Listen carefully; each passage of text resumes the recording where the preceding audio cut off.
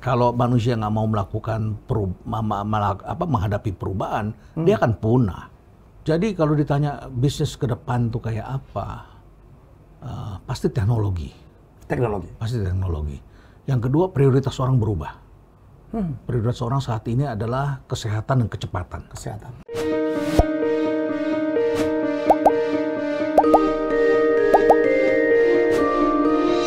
Wah, ini episode spesial ya. Saya kehadiran seorang sahabat, guru gue juga, yang ngajarin gue speak yang ada duitnya. Saling berguru. Saling berguru. Dr. Renard Kasali yang jadi tamu saya kali ini. Apa kabar, Bos? Baik, Pak Helmi. Makasih sudah diundang ke sini. Hebat ini.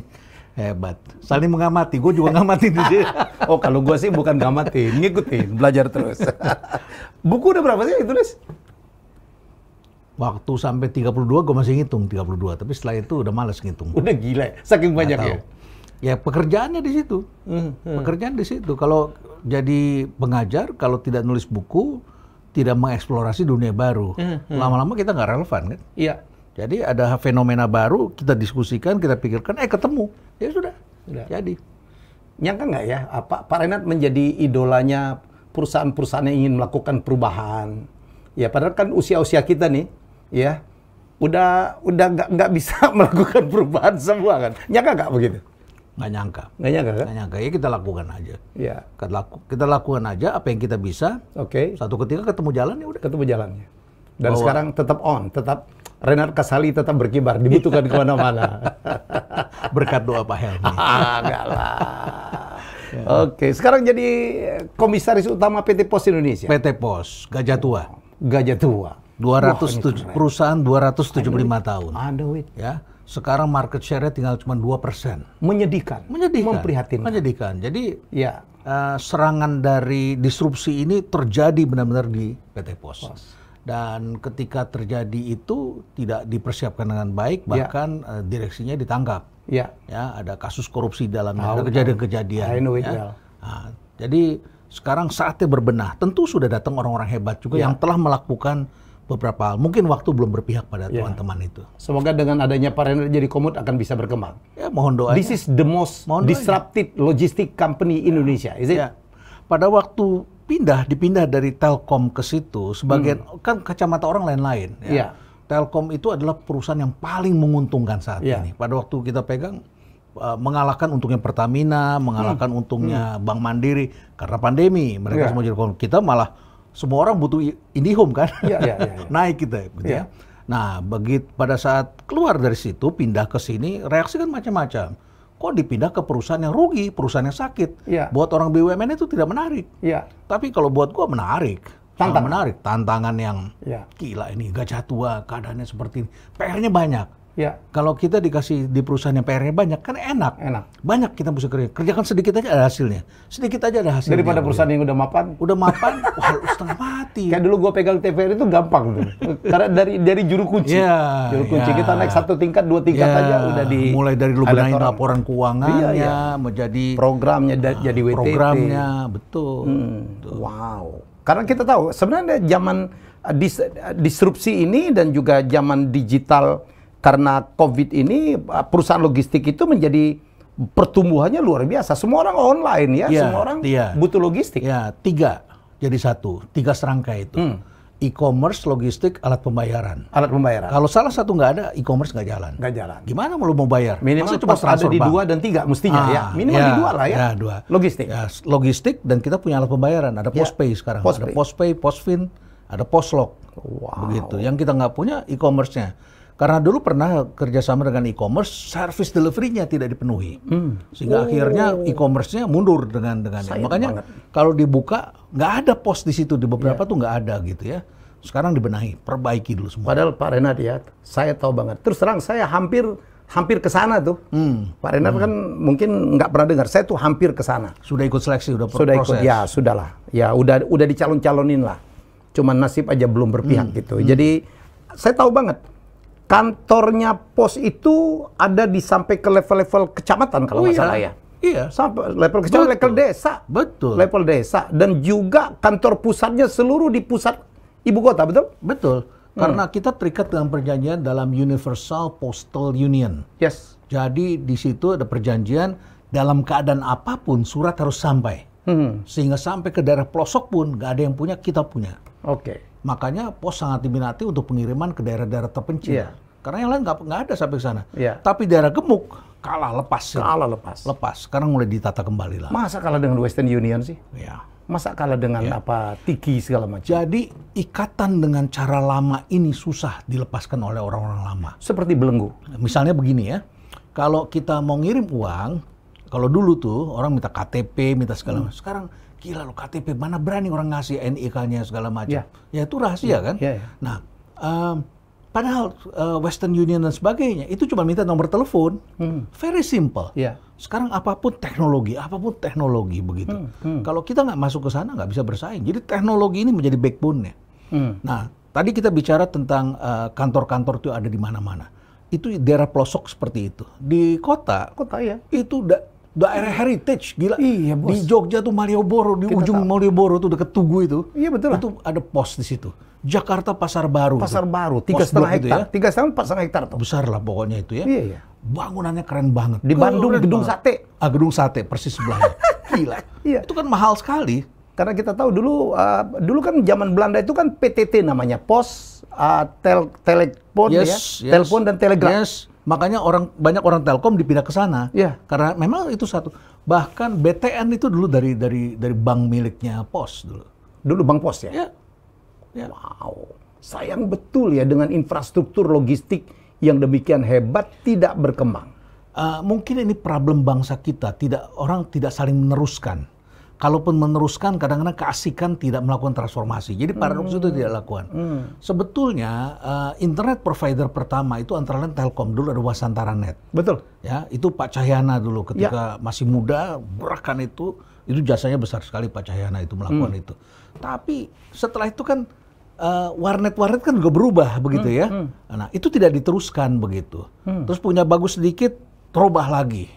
Ya kayak tadi Bank Pos itu seperti itu. Jadi ada hal yang nggak sinkron di situ, tidak ada visi dulu di tahap-tahap karena kesibukan dan ada korupsi dan lain sebagainya. Jadi barangkali Pak Renard memang diutus untuk menyelesaikan itu. Sebetulnya gini ya, ini hidup ini ada the story of yesterday, ada the story of tomorrow. Tinggal kita mau pilih di mana. Story of yesterday itu apa? Heavy assets, orangnya banyak. Fixed cost-nya besar gitu kan. Nggak peduli teknologi. Kalau ini kan intangible kan. Intangible. Pak Helmi kan orang accounting tahu persis. Cara berpikir teman-teman di accounting itu kan tangible asset. Kalau nggak ada tangible physical kan? Iya, sekarang nggak lagi. Nah, sekarang nggak lagi. Terus valuasi berdasarkan apa? Bukunya kan? Buku kan historical. Padahal lu investasi orang lihatnya future kan? Different gitu. Jadi the story of tomorrow ini perlu kita ajarin kepada orang-orang tua. Pada orang-orang tua. Bahwa ini berbeda sekali dengan aturan bisnis yang kemarin. Betul. Ya murid saya Pak, saya punya 600 murid tuh ya. Kadang-kadang bapaknya pengusaha, tapi they don't learn from the father. Karena bisnis modelnya udah berubah. Beda. Bisnis model, bisnis proses, aset, cara menjangkau pasar, cara berpikirnya, keahliannya udah nggak sama. Gimana nih kita merubah ini? Transformasi sendiri dapat tantangan saat ini. Kalau transformasi kan lu ngerubah yang tadinya monyet jadi ikan atau ikan jadi monyet gitu. Yang tadinya berenang di air sekarang harus metik buahnya di atas.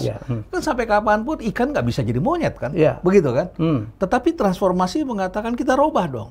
Nah akhirnya kita bisa lihat, oh ini ada 3 zona waktu nih.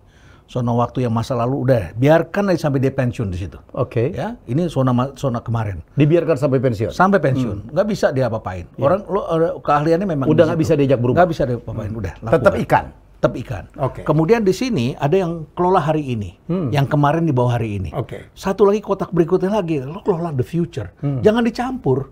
Kalau dicampur, sama juga Telkomsel kalau disatukan di PT Telkom, hancur. Sekarang itu kan bisa jadi besar karena dipisah. Dengan cara yang berbeda Telkomsel seperti itu. Kalau ini kita campur-campur. Jadi itu rumus bertumbuh ke depannya Pak? Rumus bertumbuh. Nah, sekarang ada kecenderungan orang yang, kan begini ya, startup tuh nggak punya uang. Betul kan? Yang punya uang nggak punya teknologi. Gitu ya. Dan nggak punya ide juga. Nggak punya ide. Terus kemudian, kenapa nggak kita kawinin aja? Jadilah ini startup ini valuasi dihitung dijual kepada venture orang capital. lama. Ya. Orang lama yang pegang seperti Bukalapak dan sebagainya. Pertanyaannya, yang ini jadi yang ini atau yang ini jadi ini? Yes. Begitu. Yes. Kalau lo kelola ini barang baru dikelola masuk ke sini, sama juga tadi gue bilang, ikan lu suruh jadi monyet, nggak jadi. Nggak jadi. Ya. Nggak jadi itu. Begitu. Jadi akhirnya valuasinya rontok begitu kalau dibiarkan seperti itu.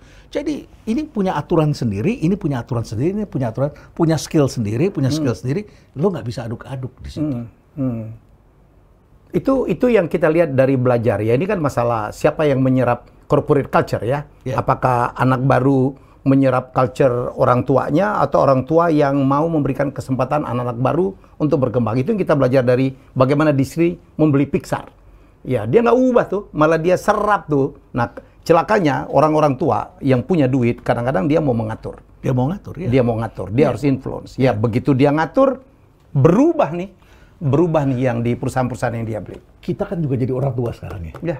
Ketika kita jadi orang tua, kita tahu persis bahwa kita perlu mainan kan. Betul. Perlu mainan. Betul. Gue pernah diundang sama salah satu bank besar, keliling ngomong tentang antar generasi nih. Karena pertama tahun ini ngomong sama orang tuanya semua, orang tua yang diundang semua.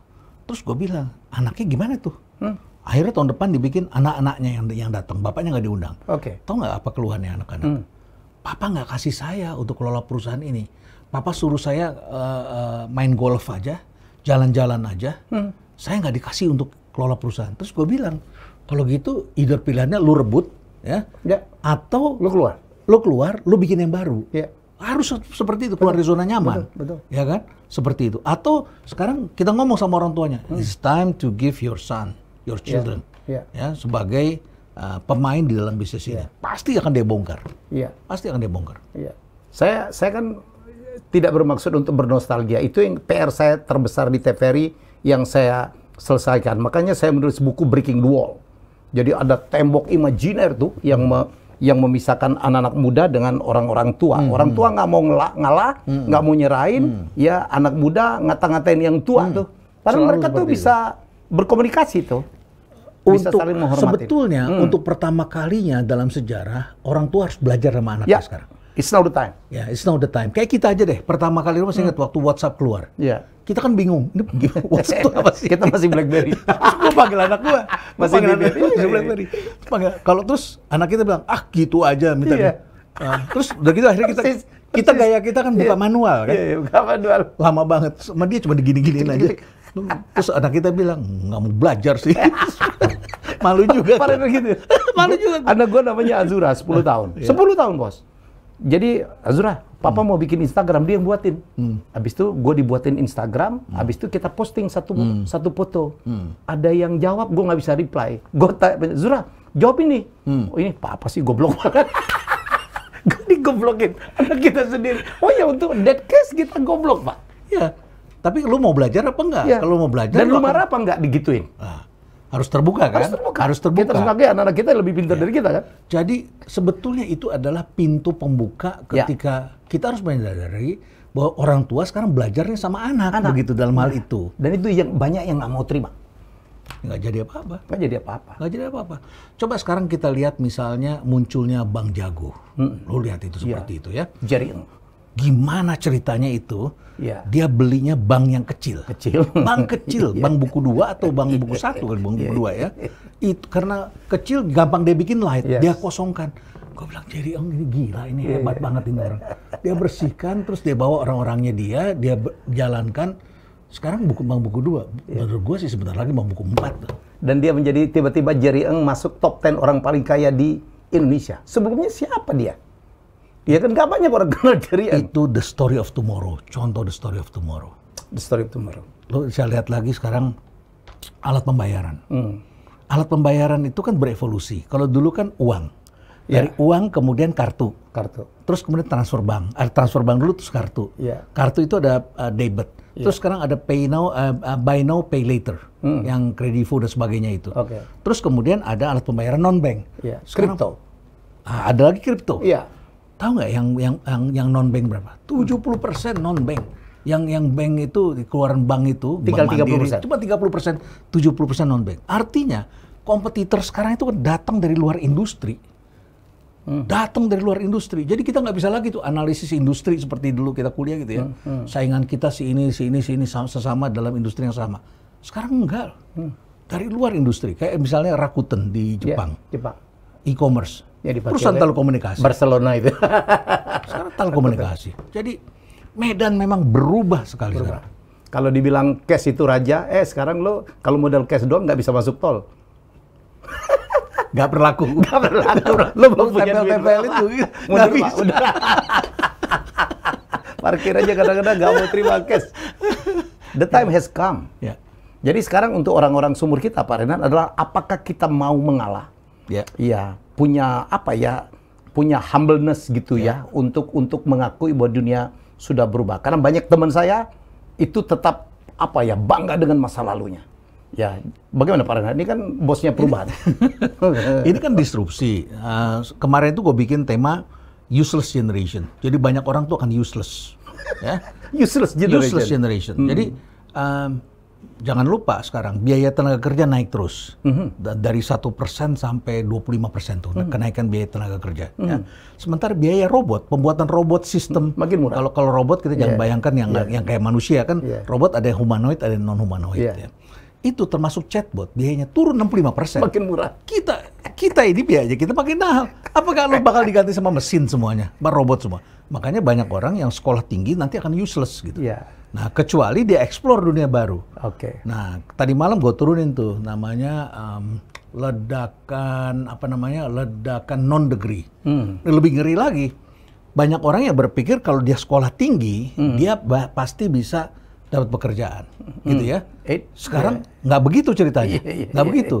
Banyak perusahaan kayak lo, gue yakin di sini orang-orang di sini ya, pasti nggak ngeliat lagi degree-nya. Tetapi lo bisa kerja nggak? Lo bisa operate ini nggak?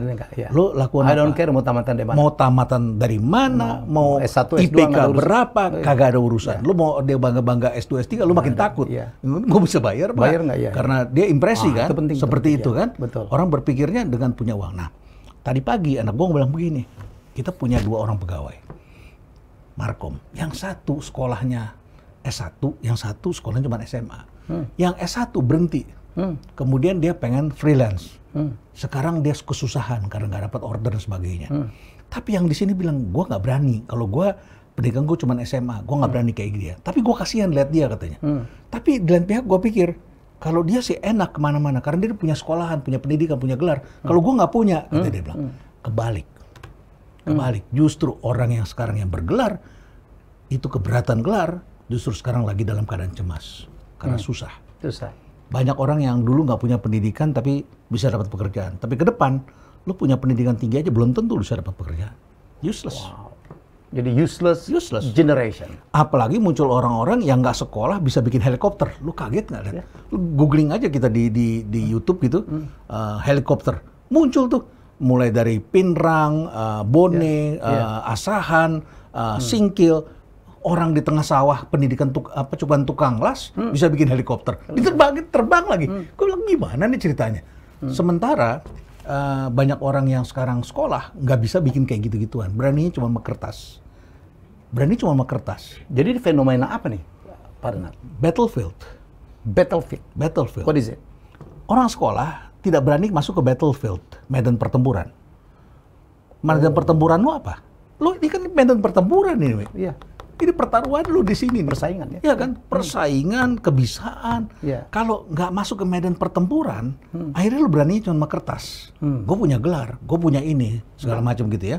Terus kalau orang masuk ke medan pertempuran, kan dia mengeksplorasi lawan gua siapa, besok gue bisa dapat uang nggak, besok gue bisa bayar gaji pegawai apa enggak. Lo pikirin semuanya. Lama-lama kan jadi pinter.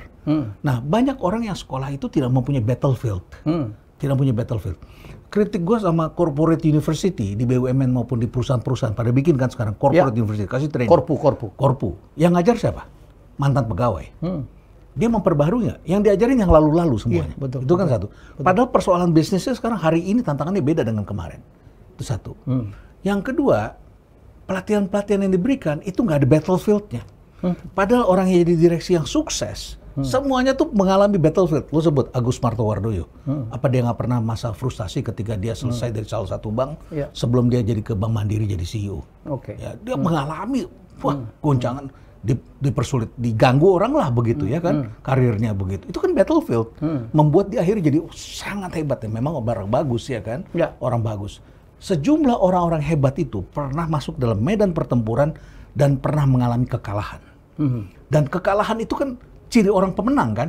Lo bisa menerima nggak kekalahan itu? Ya, terus terang aja kita kan juga pernah ngalamin kekalahan. Lo juga pernah ngalamin kan? Gue kekalahan. Sudahlah, tutup buku selesai. Tutup buku selesai. Kita bikin lagi. Boleh kita kalah, nggak ada salahnya kita kalah.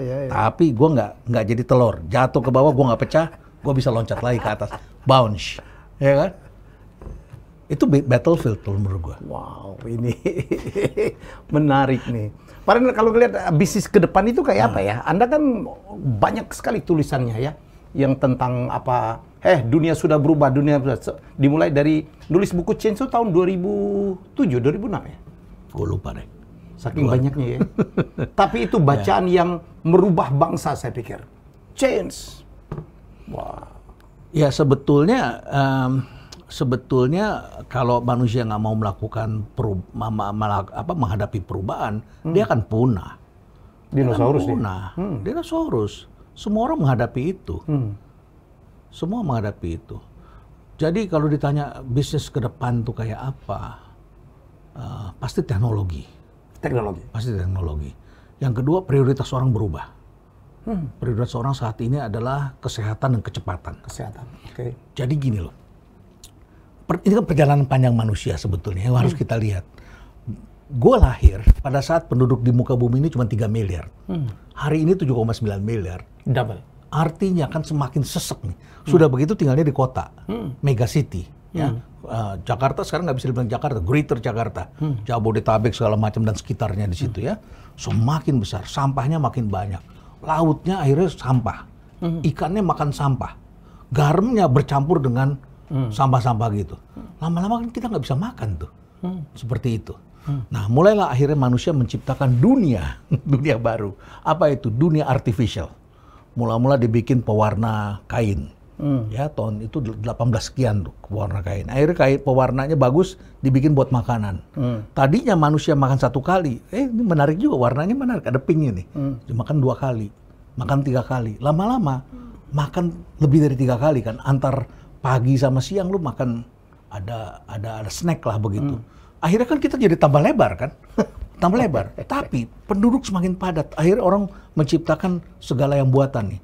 Akhirnya ganja buatan buat parfum, karet buatan. Tadinya kendaraannya pakai alam. Angin, air, kuda, onta. Akhirnya orang bilang pokoknya tenaga kuda. Yang larinya 40 tenaga kuda. 40.000 tenaga kuda. Mobil, motor, pesawat, segala macam. Orang ini kan artificial ini transportation kan muncul situ. Setelah itu orang bikin lagi. Kita tadinya kan piara ikan, ikannya ada kolam. Lama-lama bikin akuarium. Lama-lama makin kecil tuh. Sekarang ikan cupang kan? Cupang doang ya. Kenapa ke cupang? Gue pikir-pikir kenapa ke cupang? Oh, rumahnya makin kecil. Di Jepang rumahnya lebih kecil lagi kan? Tahu sendiri rumah orang Jepang kan di kota kan? Apa yang dilakukan? Dia bikin Tamagotchi kan? Pets buatan. Jadi itu semakin artificial. Setelah itu ekonominya artificial ekonomi. Yang namanya pasar tuh lo nggak datang lagi ke pasar, tapi pasar datang ke kita. Artificial ini dunia artificial. Alat pembayaran juga artificial, kripto dan sebagainya. Setelah itu, setelah artificial ekonomi apa? Bini buatan, bini artificial. Udah sebagian di Jepang juga gitu kan. Mereka nikah mau boneka. Boneka, tapi sekarang bonekanya bisa ngomong. Bisa ngomong. Bisa ngerti kita. Karena punya istri tuh nggak pernah komplain ya. Nggak pernah komplain. Lebih nggak pernah ngerti minta kita. belintas. Bisa dibungkus. Bisa dibungkus. Oke, terus. Nah, akhirnya kan manusia hidup ke dunia artificial. Jadi ke depan, tantangan bisnis itu adalah gimana berselancar dalam dunia artificial. Karena dunia semakin sempit kan. 7,9 miliar. Kita perlu 3 bumi, kata para ahli kependudukan. Jadi, dunia artificial ini muncul antara lain disadarkan ya. Muncul tadi metaverse. Ya kan? Metaverse. Jadi, gue mau pergi sama lo terus lo bilang gue nggak bisa pergi, udah tapi gue pengen lihat. Oke, nanti gue pakai VR, lo pakai VR. Pas gue di sana lo bisa lihat apa yang gue lihat pakai VR di situ kan. VR gear itu lo pakai. Jadi pada saat yang bersamaan di sini melihat actual reality, di sini bisa lihat virtual reality. Dua dunia itu hidup berdampingan. Nah sekarang bayangkan kalau orang ekonominya tidak mau hidup dalam dunia virtual, pasarnya masih dia berpikir gue punya tempat di Tanah Abang. Ya, tradisional banget ya. Seperti itu. Lo harus main di dua kaki. Satu di sini itu masih besar, ya ini di kotak satu, tapi di sini harus ada dunia baru nih yang dikelola. Kalau nggak hilang gitu, hilang. Dan itu yang terjadi ya. Banyak sekali perusahaan yang kalah gara-gara nggak bisa mengakuin atau nggak bisa adapt ke nggak bisa berselancar dalam dunia. Berselancar istilahnya. Wow. Dan ini persoalan juga dipersulit dengan teman-temannya Pak Helmi, akuntan. Karena akuntan percayanya pada dunia ini kan, historical kan. Mereka bertahan, padahal sebentar juga hilang ya. Jadi kadang gue berpikir ya, Garuda ini gimana nyelamatinnya? Kalau lu taruh orang-orang masa lalu dengan cara seperti itu, nggak bisa. Dia pikirnya kan cuma naikin harga tiket, sewa pesawat yang lebih murah. Ributnya di situ aja, persoalan 20 tahun, 30 tahun lalu. Sampai hari ini dirame-ramein aja begitu. Sedih ya Pak ya? Sedih lah. Sedih lah. Saya sekarang banyak traveling nih, alhamdulillah. Sedih lah. Dulu kan kita tuh punya satu kebanggaan, harus naik Garuda dong. Iya dong. Apalagi ke luar negeri. Sekarang trayek dalam negeri aja Pak, Garudanya nggak terbang. Kita terpaksa harus mencari yang lain. Kalau sama batik, kita pikir, come on, Garuda itu kan tiketnya 2 kali lipat ya. Kita mau bayar. Dan kita mau bayar, karena pride. Karena this is national flag carrier. Dan safe. Dan mereka itu punya sinergi BUMN-nya luar biasa dong. Dengan Angkasa Pura, dengan Pertamina pemilik Aftur, dengan Telkom. Kenapa mereka cannot make it? Kalau lo kasih sama anak-anak muda yang penggagas startup, pasti solusinya beda. Bisa dikoprek-koprek tuh. Koprek-koprek. Dia pasti lebih ngeliatnya data. Dia bayangkan sekarang 60% orang di dunia ini semuanya dunia internet itu semua main game. Ya kan? Di pesawat bisa dia combine tuh. Begitu kan? Bisa pasti dia mau bayar buat itu. Mungkin kita dengar waktu bagaimana Ryanair ya memulai program budget airline yang sukses itu. Pikirannya tuh nggak terduga-duga tuh. Jadi memang diperlukan cara-cara baru di sini tapi tidak bisa masuk sana kalau accountingnya tidak mendukung ke sini. Karena bagaimanapun juga yang namanya integritas itu kan terlihat di laporan keuangan. Kepercayaan juga dilihat di sini. Ya. Nah selama kita tidak bisa mengajak ini, melihat yang baru ini, lu nggak bisa bawa ke dunia ini. Sehingga di sini pakai cara sendiri. Makanya salah satu profesor di accounting itu baru left, kan pernah mau nulis buku kan. Profesor accounting loh yang nulis, The End of Accounting. The End of Accounting. Ya ini Pak, saya kan di profesi, I'm an accountant. Jadi itu mereka ancaman betul ya. Lama-lama kan pekerjaan para akuntan itu bisa digantikan dengan AI itu. Ya kecuali personal judgment-nya yang belum bisa. Siapa bilang? Lama-lama juga bisa kalau variabelnya dimasukin semua gitu kan? Machine learning ya. Machine learning dia bisa memprediksi. Bisa memprediksi. Yang diagung-agung para akuntan, wah kita punya personal judgment yang tidak bisa digantiin mesin. Siapa bilang? Ini tantangan besar. Diagnos penyakit aja yang dulu khas dokter sekarang udah bisa dipecahkan oleh mesin ya. Jadi ekonom lebih. Puisi aja bisa dihasilkan. Puisi bisa. Editing Pak. Editing artikel sekarang editor itu udah mesin. Coding aja bisa dibuat oleh artificial intelligence. Jadi kemenangan para ekonomi. Para ini kan ekonomi ya, nggak terlalu fokus ke mikro ya. Saya PhD saya economics ya. Tetapi saya lebih banyak percayanya pada mikro. Saya orang mikro sebetulnya. Tapi pada waktu ngambil PhD mikir-mikir nih, di mana yang bisa dapat ini sedikit lah wawasan-wawasan baru segala macam. Jadi saya ambil consumer economics. Consumer economics ya. Illinois, Urbana-Champaign. Tapi masternya kan bisnis semua. Jadi waktu ngambil economics itu termeh-meh juga ngambil ekonometri kan. Waduh, cara berpikirnya beda sama sekali gitu ya. Tapi ngitungnya jago dong. Ya ada juga. Kan dulu guru les matematik dulu ya.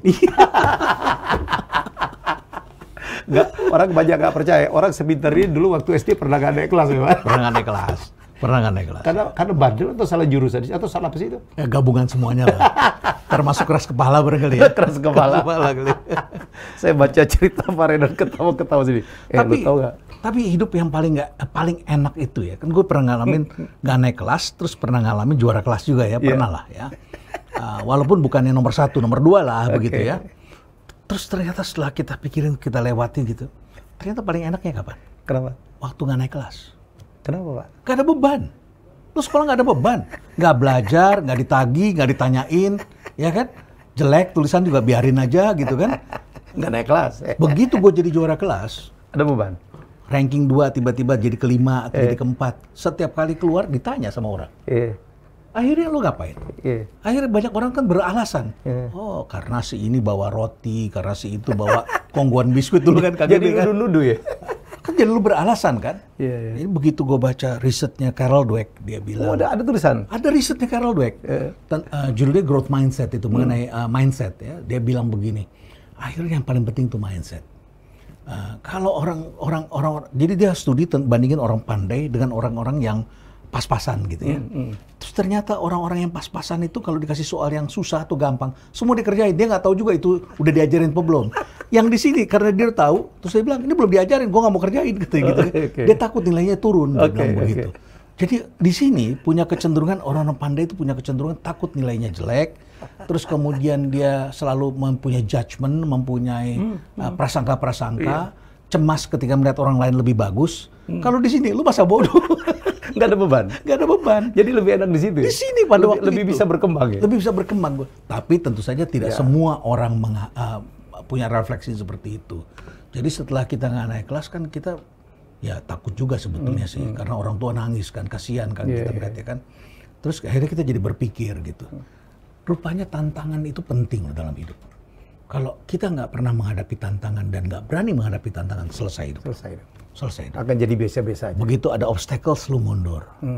Begitu ada hambatan, lu merasa, ini bukan bidang gua. Ini bukan passion gua. Gila, passion diartikan gua mau kerjain yang gampang.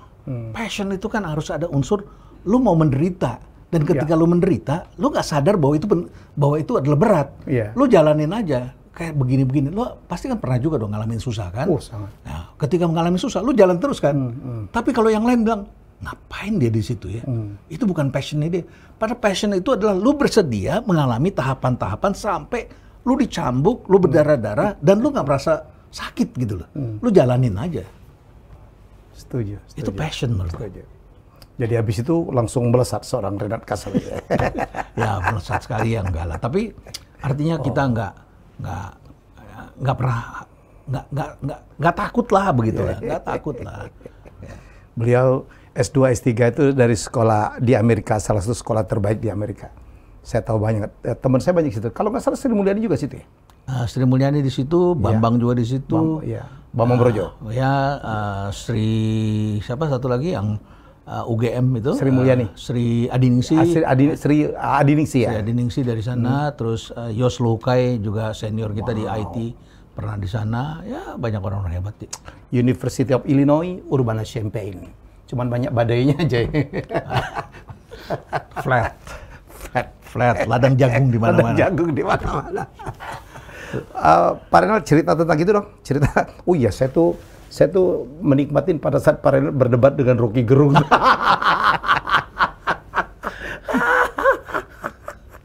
Jadi itu, kok mau Pak Renal tampil di situ ya?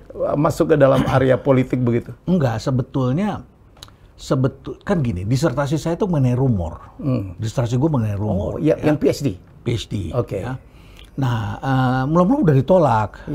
Tolak, tapi terus mereka kontak terus begitu. Nggak enak juga ya? Nggak enak juga. Akhirnya gue datang. Kok ini nggak dikasih ngomong begitu ya? Nggak taunya dikasih terakhir ngomong. Untuk gong gitu? Ya kita nggak tahu kan buat gong kan. Gue juga bukan di depan, duduk di meja kayak begini, bukan di panggung begitu. Terus dari tadi ini orang ngomongnya kayak begini. Ini kan hoax. Rumor itu berevolusi menjadi hoax dengan menggunakan teknologi. Tapi semua dijawabnya adalah bahwa itu adalah kebohongan tidak bisa dipidanakan karena semua orang pernah berbohong, semua orang pasti biasa berbohong. Ngomongnya begitu standar juga ya. Terus gue tiba-tiba ingat, rasanya penipuan ini sudah terjadi sejak zaman Nabi Adam dan Hawa kan, yang dibohongin oleh ular, setan, dan sebagainya. Jadi gue bilang ini strategi iblis nih, gue bilang begitu. Kalau gue bilang strategi setan kan nggak menarik. Tapi kalau gue bilang strategi iblis, mungkin akan menarik. Lebih kuat katanya. Di debat gue. Kita kan nggak bermaksud mendebat, di debat. Akhirnya terus ngomong soal definisi. Nah, akhirnya gue bilang, lu jangan baca satu referensi dong. Gue ikut banget. Kalau lu baca satu referensi, gue kan pembimbing akademis, disertasi gue pembimbing. Dan kalau mahasiswa gue ngambil satu literatur, tersesat habis dia. Habis, masa lu ngomong apalagi debat publik pakai satu literatur. Nggak begitulah. Lo harus punya multiple perspektif dong supaya bisa ini. Ya udah, akhirnya karena gue di debat, gue jebret juga aja. And I love that gitu. Gue suka perdebatan gitu. Rocky Gerung bertahan dengan satu definisi dan pada lo jangan berpegang cuma satu definisi dong. Akhirnya muter-muter di situ aja tuh. Ya tapi kan teman-teman punya keahlian semuanya dalam bidang itu.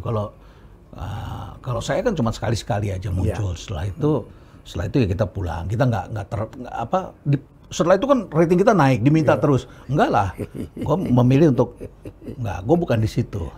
Tempat gue bukan di situ, bukan politik kan. Bukan bermaksud untuk berdebat, bukan bermaksud untuk bertarung. Hanya sebagai seorang profesor harus memberikan pada saat itu, pandangan ya. Ya pandangan udah kita muncul. Ya. Keren tuh, gue suka banget. Wah, gue bilang tuh that's my boss. Padahal rumah perubahan perkembangannya kayak apa? Jadi selama pandemi kita semua menderita. Termasuk rumah perubahan, training semua kosong, consulting kosong, budgetnya nggak ada, semua pihak menahan budget gitu ya, pertemuan nggak ada. Orang kan nggak mau datang kan, cuma ada webinar kita. Terus gue lihat sumber pendampingan kita punya namanya Galea Blangi, itu tempat wedding yang terbaik kata orang di Bekasi. Walaupun itu perbatasan sebetulnya, pintu kita tuh sebelah itu Bekasi, sebelah Jakarta Timur. Pintu kita tuh aja sendiri terbelah dua gitu ya. Jadi surat tanahnya juga terbagi dua begitu. Jadi di perbatasan.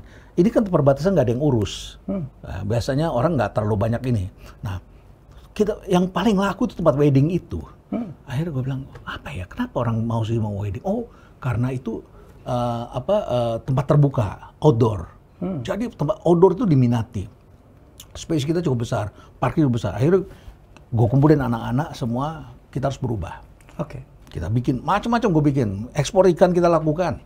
Oh iya. Ekspor ikan, kita berhasil ekspor ya. Terus ke Tiongkok kita ekspor ya. Terus kemudian kita bikin lagi beberapa hal lagi ya, termasuk Mahir Academy kita bikin segala macam dah. Terus akhirnya gue pikir selama pandemi ini dalam pengalaman gue orang tuh selalu adalah persiapan. Jadi gue bikin aja 4 lagi tempat wedding di situ. Sekarang mulai jadi nih. Kita bikin ada rumah Turki baru, yang model kayak Turki begitu ya. Ternyata sekarang Turki lagi booming, eksotis gue bikin. Baru nih, mungkin Desember ini akan selesai. Desember ini selesai, gue tebar fiber optik semua. Terus orang wifi-nya juga kuat di situ. Mungkin ke depan bisa ada tempat rekreasi. Kita bikin hutan bambu. Ya, bikin hutan bambu. Kita bikin ada rumah adat. Jadi tempat pernikahan untuk orang Minang, Palembang, orang Batak. Wih, gue belum kesana. Untuk 1.200 orang kita bikin gedung baru. Tapi ada tamannya, ada outdoornya juga di depan. Tapi di gedungnya kita bikin eksotis begitu di dalam kawasan. Parkirnya bisa 2.000 mobil masuk sekarang saat itu. Berapa hektar sih? Sekitar 7. Wow. Sekitar 7 hektar. Ya, di gue harus kesana tuh kayaknya. Please come. Pohonnya banyak. Kita punya pohon tuh eksotis-eksotis pohonnya di situ. Jadi ada pohon yang benar-benar mirip hutan, kayunya, batangnya udah segini-segini. Pohon jati itu yang gue tanam 15 tahun yang lalu, batangnya udah segini. Iya? Pohon jati. Ini udah lama ya? Ya, itu kan lama dulu tanahnya 1.000 meter, 1.500, 1 hektar, tumbuh terus sampai akhirnya ketemu jalan baru yang terbuka di ujung sana. Lama-lama besar juga. Jadi lama-lama kita mau jadi tempat untuk kunjungan lah, hutan bambunya. Hutan bambu. Nah, bambunya macam-macam ya, Brana? Kita kombinasi. Kombinasi ya. Karena kalau kita pergi ke Arashimaya di Jepang, itu bambunya kan hanya satu dan monopodial kan, keluar satu. Kalau Indonesia kan rumpunan. Oh, rumpunan. Nah, terus gue lihat-lihat, wah, pas kita cari di Indonesia bambu apa ya? Oh, kita ada bambu hitam. Gue taruh bambu hitam. Ada bambu kuning, taruh bambu kuning, kombinasi. Kuningnya pun ada yang orange dari Bali. Oh iya? Ya, orange sekali. Jadi gue kombinasi. Terus setelah itu taruh lagi bambu gombong yang ada seratnya yang vertikal begitu. Ada bambu gua 2, ada bambu cendani ya yang biasa orang pakai buat joran pancingan itu ya. Kita atur. Ada warna merahnya kita kasih palemnya begitu ya, palem merah di belakangnya. Terus ternyata kita juga punya bambu putih yang daunnya putih semua begitu. Oh iya. Punya. Jadi gua kombinasi. Sekarang lagi mulai ditanam, rebungnya udah mulai keluar, ada yang tingginya udah 4 meter, 5 meter dan sebagainya. Ya mudah-mudahan dalam 3 bulan lagi hutan bambunya udah siap. Terus kita lepas deh musang, lepas tupai, taruh tanaman buah-buahan di pinggirnya. Jadi ada ekosistemnya. Dibuat ya? Dibuat sehingga itu bisa predator kalau misalnya aja ada ular kecil begitu ya, kan dimakan tuh sama musang begitu. Jadi ekosistemnya kita bikin seperti itu sehingga tidak menyerang manusia begitu. Jadi ada tempat wedding yang nanti dibikin di tengah hutan bambu begitu. Sekarang udah mulai ramai lagi ya? Udah mulai. Jadi wedding terakhir itu ada yang sampai 600 orang datang tamunya. Tapi dan mereka dibikin suka dengan alam terbuka gitu. Mereka suka sekali. Mereka udah nggak mau lagi ada blok-blok tembok gitu ya? Iya. Udah berbeda sekali. Tapi kan harus ada tempat parkir yang bagus. Betul. Infrastruktur ya. Infrastruktur harus bagus. Toiletnya harus bagus. Ada perumahan, ada villa-villa juga? Enggak. Ada tempat tinggal, ada tempat nginep kalau keluarga mau nginap, tapi jumlahnya nggak besar.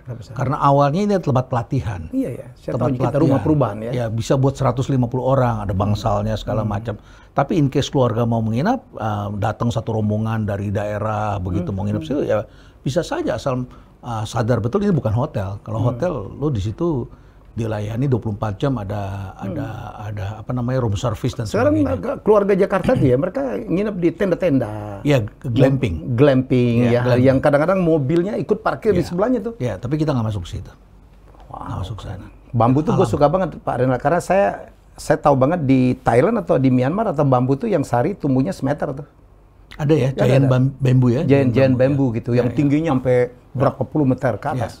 Dan itu bisa dipakai macam-macam, bisa bikin karbon ya, bisa jadi baju. Betul sekali. Bisa jadi daunnya bisa dibikin teh. Bisa, Nah, kalau buat baju itu Uniqlo banyak pakai itu. Ya. Jadi kalau dingin dia jadi hangat. Dan anti jamur. Anti jamur Ya. Ada bambu juga yang begini Pak Renan, yang lobangnya segini ya.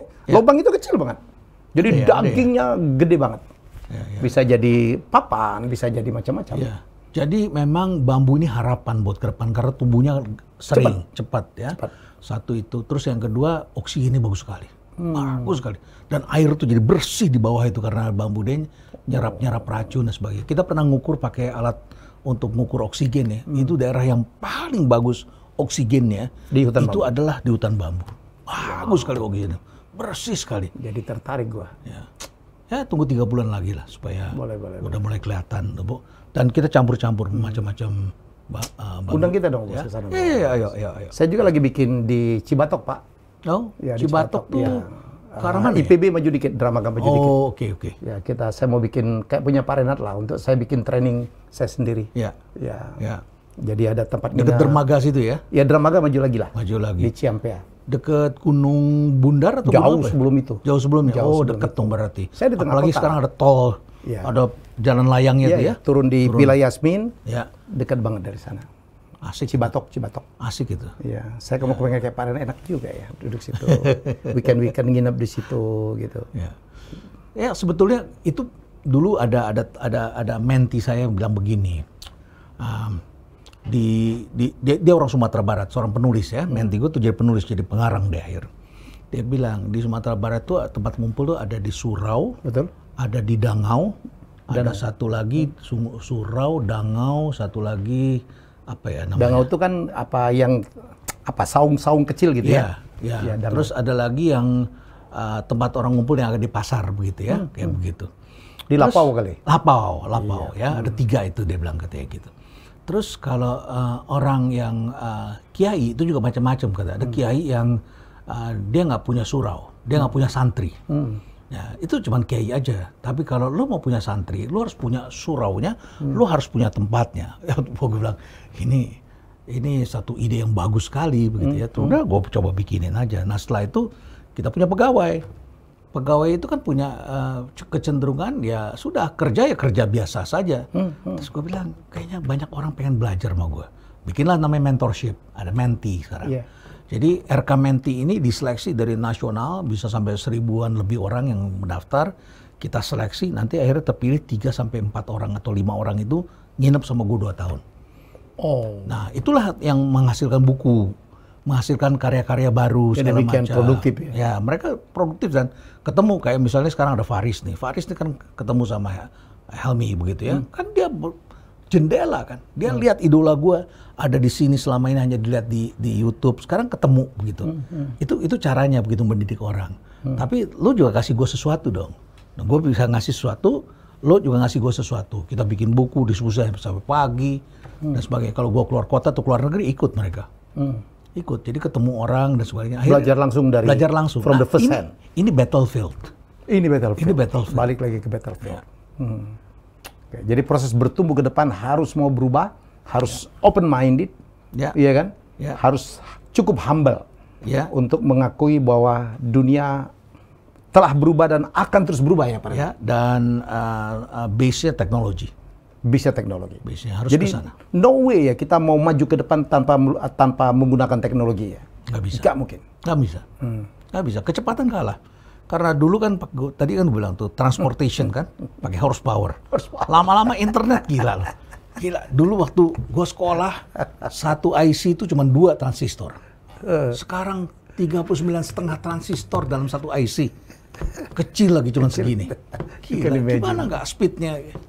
Gila kan, dulu kalau kita pakai Skype aja kita ngomong sama orang, direkam, terus kemudian leher kita nggak balik kan, cuma begitu kaku begitu kan ya. Patah-patah. Sekarang speed itu kan luar biasa. Berarti kan kita harus ngikutin kecepatan ini. Apalagi 5G udah datang. Ngomong kita aja nggak bisa lagi kayak dulu kan. Dari tadi kan kita speednya agak cepat kan. Speednya agak cepat. Kita kan juga dilatih supaya berpikirnya lebih cepat daripada dulu. Umur boleh tambah, tapi kecepatan berpikir harus ditambah juga. Gimana tuh? Gimana? Secara alamiah kita semakin pudar, semakin turun, tetapi kecepatan berpikir kita dipacu agar kita nggak boleh lambat begitu ya. Oke, Pak Renat, 1 jam lebih kali ya. Ini Terima kasih. Harus ada jilid kedua nih. Jadi saya banyak belajar. Mulai baca buku Chain. Saya paling suka tuh Crack Zone ya. Oh, Cracking Zone. Cracking Zone itu keren banget, itu banyak. Itu saya bagi-bagiin ke teman-teman. Lo harus baca ini, lo harus baca ini. Saya baca Mielin. Dahsyat. Ternyata Pak Renat dikelilingi oleh para penulis-penulis yang anak-anak muda ya. Anak-anak muda, harus anak-anak muda. Iya. Makanya kekinian banget ya cerita yang diangkat. Tentu triggernya kan harus dari kita. Ya. Kita sendiri tidak boleh loyo, tidak boleh putus asa. Kadang gua marahin anak-anak ini supaya mereka tahan banting kan. Harus. Berapa orang di coach sekarang? Sekarang ada 7 orang. 7 orang. 7 orang. Sebentar lagi nih bulan November Desember ini akan tambah lagi bisa sekitar 7 orang, dan kita lagi juga bikin The Future Dosen. The Future Dosen? Apa lagi nih? Ya dosen-dosen supaya nggak jadul. Karena kalau diwawancara berapa orang selama lu kuliah dulu dosen yang paling inspiratif dan paling menarik, paling nggak banyak. Nggak banyak, paling 1 sampai 5 orang. Iya, betul. Ya kan? Betul. Jadi kita harus create ini dosen-dosen yang benar-benar bisa mengajar dengan baik, fondasinya kuat, tapi caranya the future banget gitu. Jangan ngikutin yang lama. Bukan yesterday is today, tapi tomorrow is today. Tomorrow is today. Ya. Jadi pemenang akan ditentukan oleh pandangan ke depan ya. Baik, terima kasih Pak Renat Kasali. Terima kasih Mas Helmi. Keren banget. Senang sekali ketemu lagi. Ya. Oke, kita berharap banyak banget ya hal yang kita bisa insight yang dapat kita peroleh dari obrolan saya dengan Pak Renat. Ya, Dr. Renat Kasali, sahabat saya. Kami lama nggak bertemu. Ya, semoga ke depan akan lebih banyak. Minimal saya harus belajar ke rumah perubahan. Nyontoh. Kita jumpa dengan tamu hebat saya selanjutnya. Bye-bye.